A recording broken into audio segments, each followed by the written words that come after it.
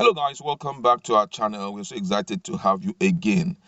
Tinubu's calm has been overly criticized ever since he made a comment against Obaseki's action in renovating the House of Assembly during a serious meeting that those state lawmakers wanted to have. And right now, it's so shocking the person who is castigating him seriously now.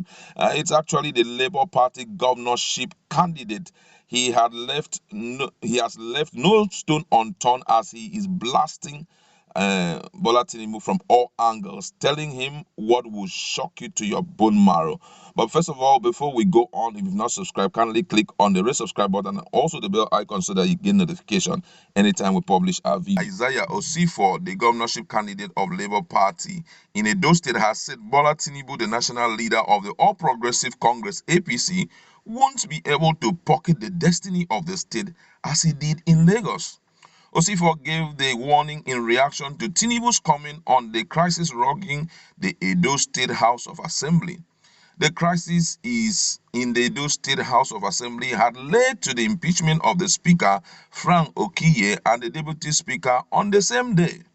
Reacting to the crisis, Tinubu had stated that the state governor, Godwin, committed an impeachable offense by ordering the renovation of the assembly complex at such a time. Reacting to Tinubu's remark, Osifo warned the former Lagos state governor to stay off politics in Edo State.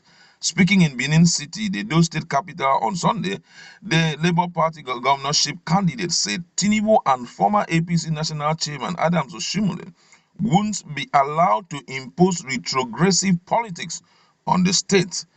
According to him, and I quote, he said, in Lagos State, Asiwaju Tinubu has succeeded in putting the destiny of over 20 million Lagosians in his pocket, who must go and prostrate in his bodillion resident before they can seek elective positions, buy property, and even start a business.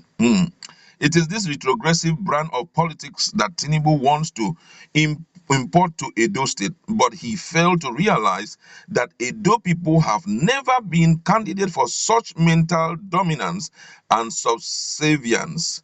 He can check Nigerians' history record for this fact. Tinubu cannot do to our people in the 21st century what our forebears vehemently rejected till date.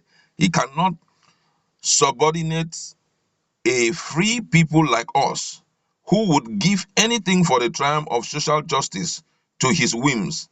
He should learn about Edo people from the rise and fall of Adam Oshimole, the SAC National APC chairman.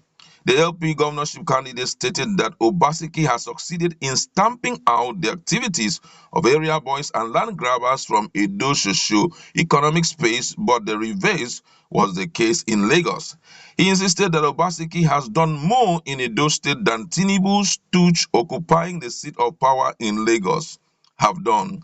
In Edo State, the Geographic Information Service Agency set up by Governor Obaseki issued certificate of occupancy in a matter of weeks and at affordable cost. But in Lagos, the issuance of C of O is still largely influenced by Tinubu several years after he left office.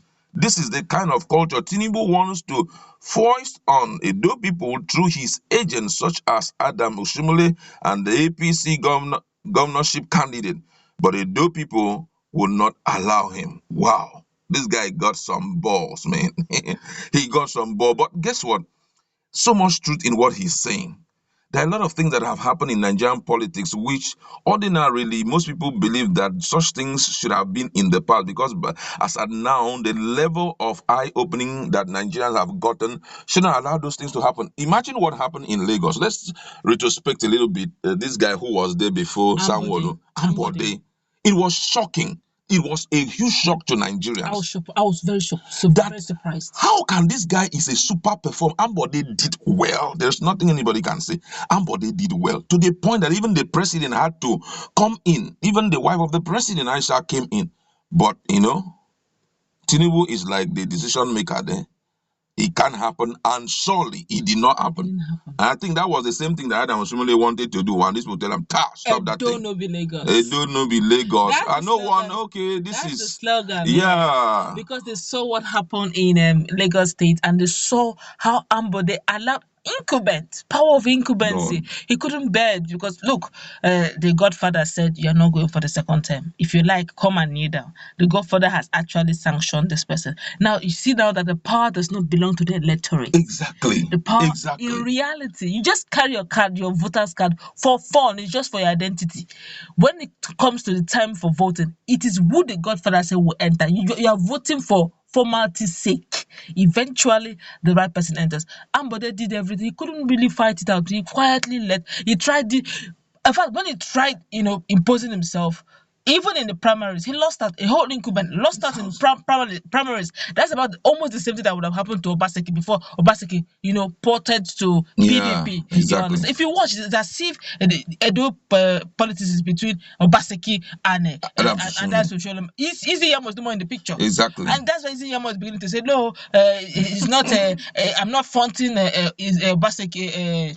Adams Oshomole, but everybody knows it's between Godfather, God something. So they're now singing I don't know in Lagos. One would have expected Ambode would at least try this luck, ride on the people's mandate, but he didn't. He didn't want trouble because at that period, a lot of allegations started coming against him. EFCC started probing him. There was so much crime allegations upon allegations. When he handed his hand off the Lagos politics, all allegations subsided. Do you understand? Now he's living peacefully, so to speak. How many allegations have we heard about him? It has really reduced to the barest minimum. And I feel this thing should be stopped. The question is, how can you carry the political destiny of a whole state? Everything depends on the people of Lagos. Exactly. Now, unfortunately, too, this same Lagos is a no man's land.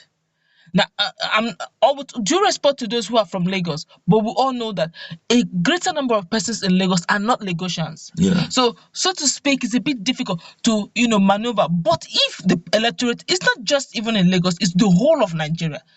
The politicians have successfully pocketed the mandate of the electorate. Exactly.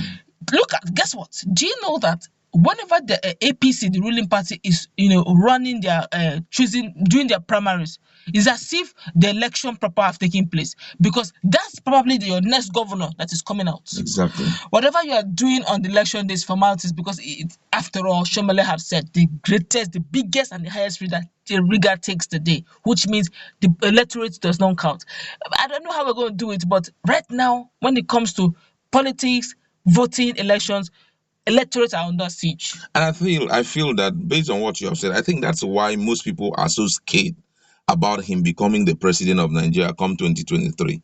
Some people are of the opinion that if he gets into that position, he will also play around with the political destiny of Nigeria and even the economic destiny of Nigeria, which means that his own regime may be even worse than even the current and this thing. That is a lot of fears.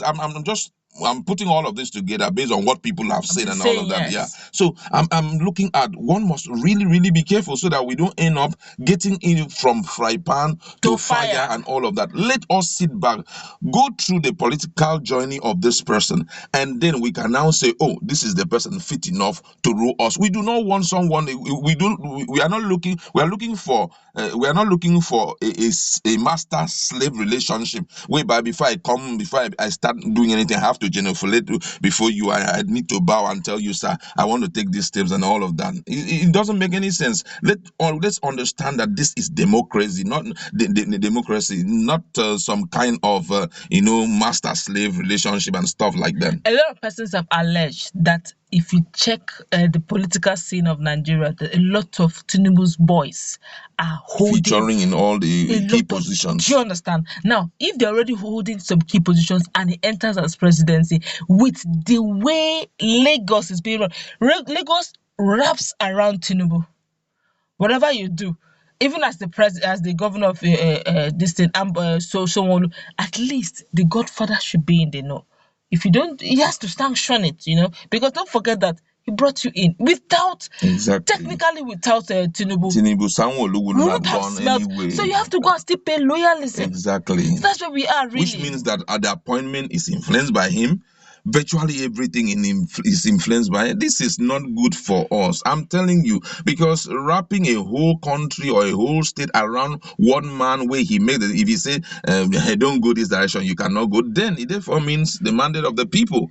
It has been traded on the platform of so-called loyalty of the government. But however, that's where we are going to leave it. For me, the LP, that is the Labour Party guy, has done a great talk there.